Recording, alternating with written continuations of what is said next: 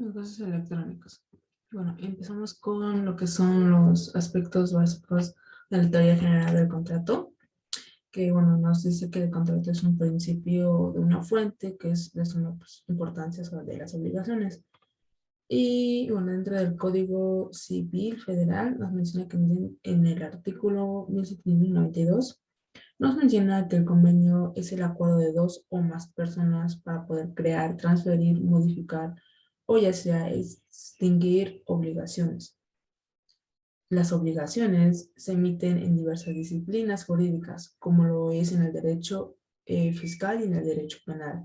Dentro de las obligaciones existen lo que es el creador, que es el que tiene el derecho de extinguir a otra persona conocida como deudor, el cual pues, deberá de cumplir con las prestaciones y abstención. También tenemos que bueno, los elementos esenciales del contrato, los cuales, pues bueno, aquí tenemos que todo contrato debe reunir ciertos elementos para que pueda tener validez, ya que pues al no cumplir bueno, con estos dos elementos, eh, puede tener sanciones en el contrato, no podrá existir, no podrá tener existencia. Por lo tanto, pues no producirá efectos en el campo del derecho. Estos elementos son estudiados por separados. Entonces, pues aquí tenemos lo que es el consentimiento. El consentimiento, para que pueda existir un contrato, se requiere el consentimiento de las personas que pues llegan a intervenir en el consentimiento, en el acuerdo de voluntades, donde surgen los derechos de obligaciones, los derechos y obligaciones que se contraen cada una de las personas que expresan su forma clara de voluntad, para que así puedan tener, pues, puedan quedar vinculados jurídicamente. También tenemos que el consentimiento es fundamental que en los contratos, y es fundamental en los contratos, ya que pues implica la manifestación de voluntades de las partes, tienen un interés para efectuar operaciones de carácter económico y con un contenido patrimonial.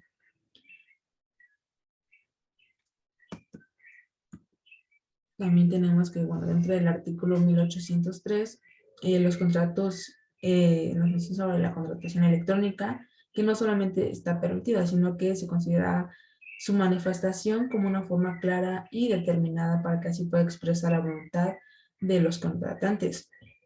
Bueno, pues el problema de los contratos celebrados entre personas que no se encuentran pues físicamente o que se encuentran en lugares distintos tiene mucha importancia, ya que pues, se conoce como una contratación entre ausentes, donde la oferta y la aceptación a distancia se da por medio de correspondencias, teléfonos, fax o por cualquier tipo de medio electrónico. Eh, También dentro del artículo 1807 nos dice que se debe tomar en cuenta el medio por el cual se hizo la oferta, lo que da entrada a la contratación por medios electrónicos, en el cual en el artículo 1810 nos dice que si una aceptación no es lisa y llana, no se ajusta a los términos y condiciones que se establecen en la oferta. Implica una nueva oferta que quedará a consideración del proponente inicial y ver si está de acuerdo con la nueva oferta. Que bueno, el objeto son actos, son las cosas o los hechos que una parte debe entregar o cumplir en beneficio de la otra. Pues aquí en dicha cosa se dice que se lo conoce como una prestación. Y bueno, el objeto en el artículo 1824 nos menciona tres tipos de objetos, que el objeto jurídico directo es la creación y transmisión de derechos y obligaciones. Por lo tanto, el contrato es una fuente de obligaciones. También tenemos que el objeto jurídico indirecto es el objeto directo de las obligaciones, lo cual es dar, hacer o no hacer. Tenemos el objeto material de material, el cual del contrato se refiere se refiere a la coda que se tiene que dar, al hecho que se tiene que realizar, a la conducta que se debe abstenerse. Tenemos que, pues dentro del artículo 1825, La cosa debe existir en la naturaleza, donde es posible que las cosas futuras sean un objeto de un contrato, siempre que sea susceptible de existir.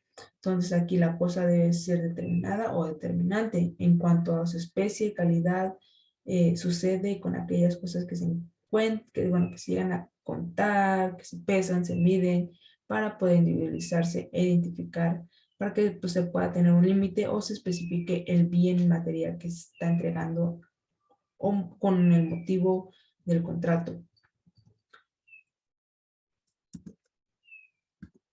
Tenemos que, bueno, dentro del artículo 748 del Código Civil Federal, nos menciona que las cosas pueden estar fuera del comercio por su naturaleza o por disposición de la ley. Esto hace que las cosas estén dentro del comercio, lo cual bueno, no lo puse, pero dentro del artículo 749, están fuera del comercio por su naturaleza las que no pueden ser poseídas por algún individuo exclusivamente o por disposición de la ley, las que ella declare irreductibles a propiedad particular. También tenemos que los bienes que no pueden ser materia de un contrato son los bienes de propiedad de la nación o bien son considerados como patrimonio de la humanidad. Tenemos que también, bueno, tenemos que hay bienes que sí pueden estar dentro del comercio, pero en virtud de su carácter de inalienables no son materia de un contrato, ya que, bueno, no se pueden vender o trasladar de la propiedad a otra persona. Y tenemos los requisitos de validez del contrato, los cuales al faltar alguno de esos requisitos, que son 4 requisitos, lo que nos menciona el artículo 1795 del Código Civil Federal, nos menciona que, bueno, al faltar alguno de esos requisitos, se puede originar la nulidad del contrato. No se producirán todos los efectos jurídicos a menos que sean convalidos. Esto pues, quiere decir que a que se corrija o se subsane el requisito en cuestiones cuando pues, sea posible. Entonces, al no cumplir con alguno de estos requisitos, el contrato pues, será anulado y no tendrá cierta validez. Tenemos lo que es la capacidad. La capacidad hace referencia a la aptitud que tiene una persona para ser titular de derechos y obligaciones, para hacerlo valer por sí mismo a través de un representante. Tenemos aquí 2 tipos de capacidades, que es la capacidad de goce y capacidad de ejercicio. La capacidad de goce es la aptitud de las personas para ser titulares de derechos y obligaciones. La capacidad de ejercicio es aquella aptitud que tienen las personas para hacer valer sus derechos y obligaciones por ellos mismos o por medio de un representante. Luego también tenemos que los requisitos para poder celebrar un contrato con plena validez es la capacidad general y la capacidad especial, la cual la general es la aptitud para poder intervenir por sí en un contrato para poder adquirir la titularidad de los derechos que se rigen como consecuencia del otorgamiento. La capacidad especial es la aptitud para poder intervenir por sí en un contrato, ya que pues, para poder adquirir la titularidad de los derechos se originan como consecuencia de su otorgamiento. Tenemos que, bueno, también aquí dentro del artículo 1802 del ordenamiento legal nos menciona que es posible que un contrato sea celebrado por quien no esté autorizado para tal efecto. Es posible que el contrato sea celebrado por incapaz. El contrato podrá ser anulable, pero puede ser confirmado por sus representantes legales si se tienen facultades para ese efecto o para ese mismo incapaz, cuando haya cesado su incapacidad. Las ausencias de vicio en el consentimiento.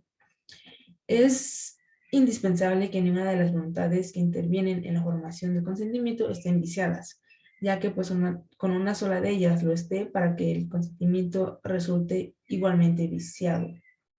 Aquí tenemos que, bueno, en el artículo 1812 y 2395 nos menciona que, bueno, el error implica una falsa apreciación de la verdad, ya sea que se refiere a la identidad de la persona de uno de los contratantes o de las cualidades o bien las características relacionadas con el bien material o objeto del contrato. En el artículo 1815, pues nos menciona que el dolo implica hacer algo para el dolo implica hacer algo para proveer el error o materia en el área del contratante. Igual el dolo proviene de un tercero. En el artículo 1819 nos menciona que la violencia puede ser empleada por alguno de los contratantes o incluso por un tercero, siempre que afecte a uno de ellos en cuanto a la celebración del contrato. Naturalmente, también la violencia produce la nulidad relativa del contrato. Entonces, si llega a haber violencia al momento de estar haciendo el contrato, o estaba mencionando la oferta, sí, de inmediato queda anulado definitivamente el contrato. Ya no hay validez, ya no tiene marcha atrás para poder seguir con el contrato. Licitud en el objeto. Dentro del artículo 1830 nos menciona que es lícita la presentación o abstención cuando no son contrarios a la ley. Existen actos que son considerados como ilícitos por cuanto van en contra pues, a la ley. El objeto del contrato sería ilícito solo cuando fuera en contra de una ley de interés público, prohibitiva o imperativa en contra de las buenas costumbres. Tenemos que las leyes prohibitivas y perspectivas son las que originan la nulidad de un hecho cuando el mismo viola las percepciones de aquellas, ya que pues, afecta a lo que es el interés público. Son dos cosas diferentes: la causa del contrato, que es el fin o motivo para determinar a las partes a celebrar un cierto contrato, y la causa de las obligaciones contractuales, que es el motivo por el cual ese contrato cada parte aceptó obligarse a algo a favor de la otra parte. La formalidad. Bueno, las formalidades o formalismos son un conjunto de normas establecidas por el ordenamiento jurídico o por las partes que señalen cómo se debe exteriorizar la voluntad para la validez de un acto jurídico. Vemos que la forma se define como un conjunto de signos por los cuales se hace constar o se exterioriza la voluntad de los agentes de un acto jurídico también. El legislador, bueno, nos menciona aquí que son tres determinados contratos, bueno, son tres situaciones diferentes, las cuales, bueno, la primera tenemos que es en determinados contratos. Aquí, bueno, la ley exige una manera específica y determinada para exteriorizar el consentimiento, para que se pueda producir ciertos y determinados efectos, los cuales no se podrán producir si no se cumple en esa forma. Pues en segunda tenemos que la ley exige una manera específica y determinada, bueno, de exteriorización del consentimiento para que pretende una mayor seguridad y prueba de las operaciones.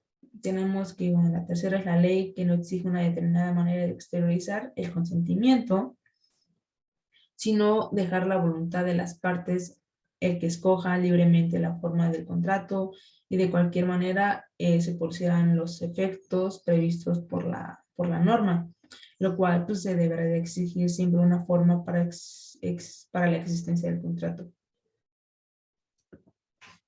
La clasificación de los contratos. Bueno, aquí la clasificación de los contratos tenemos que por su naturaleza pueden ser contratos bilaterales o sinalgamáticos, que son aquellos en donde surgen obligaciones recíprocas para ambas partes o contratantes. Tenemos el contrato unilateral, que es aquel en que solo una de las partes obliga ante la otra sin que ésta le quede obligada. También tenemos que, bueno, según en quien recaigan los provechos y gravámenes. Contratos que son los contratos onerosos, en donde se estipulan provechos y gravámenes recíprocos. Tenemos el contrato gratuito, el provecho es solamente para una de las partes y el gravamen recae en el contratante. Tenemos el contrato aleatorio, que es un acuerdo recíproco donde los efectos, las ganancias y pérdidas dependen de un acontecimiento incierto. Tenemos los contratos innominados, que aquí son 3, los cuales son contratos con contenido extraño y distinto, donde por consecuencia no tienen ninguna semejanza con los contratos reglamentados. Tenemos algunos de los elementos son extraños, previstos en los nominados, con función preponderante, previstos en la definición legal.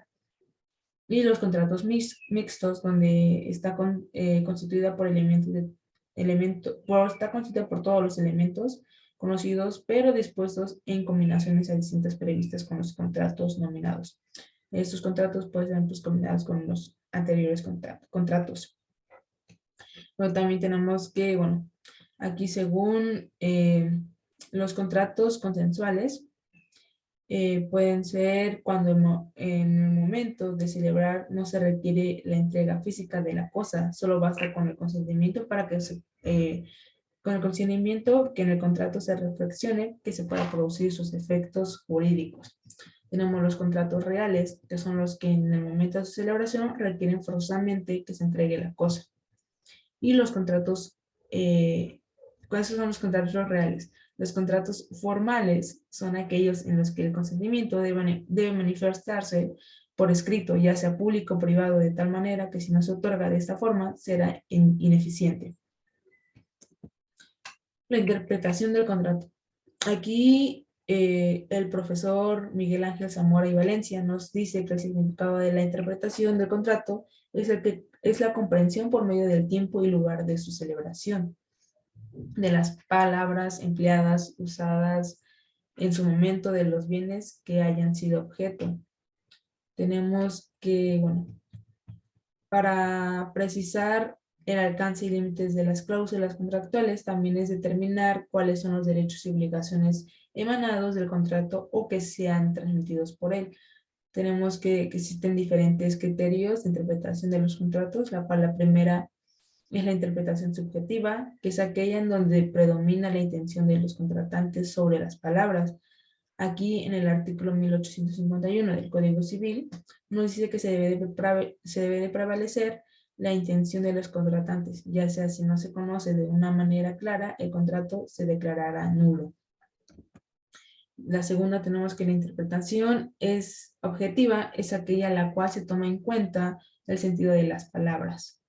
Y la interpretación integrada, que se debe tomar en cuenta todas las cláusulas del contrato para poder entenderlo de manera integral y de una forma parcial, lo cual en el artículo 1854 nos dice que del citado código nos dice que en la integración del contrato se debe tomar en cuenta las cláusulas que se refieren a requisitos esenciales del contrato o sean consecuencias de su naturaleza ordinaria que se deben de tener por puesta aunque no se lleguen a expresar.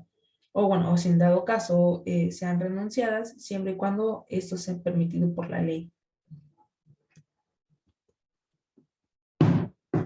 Y bueno, por último tenemos que el contrato por teléfono o fax. El contrato por teléfono o fax se realiza al celebrado entre personas presentes, en donde si se hace la oferta sin fijar el plazo para aceptarla, no se aceptará de inmediato y origina que el oferente quede deslindado de su ofrecimiento. En este caso, bueno, cuando se llega a hacer un contrato por medio de teléfono, se establece una comunicación directa, lo cual esto pues permite la posibilidad de hacer la oferta, la cual debe ser escuchada por el otro contratante y se tiene la oportunidad de expresar en ese momento si está de acuerdo o no con la oferta. Por el otro lado, si es por medio de fax, no se puede hacer una oferta ya que no tienen comunicación de viva voz. Entonces, o no puede quedar de acuerdo, no se puede hacer un contrato con oferta en ese mismo momento, ya que pues cuando es por fax lleva tiempo. Y bueno, la intención del legislador es facilitar la celebración de los contratos por cualquier medio electrónico, cuando las partes no estén físicamente presentes. Y bueno, ya que actualmente ya existen diferentes maneras para poder hacer contratos. Gracias a la nueva tecnología que existe, ya podemos hacerlos por medio de videollamadas, pues por llamadas telefónicas, pero principalmente por videollamadas, que es la manera que actualmente ya se maneja en las empresas. Bueno, eso sería todo.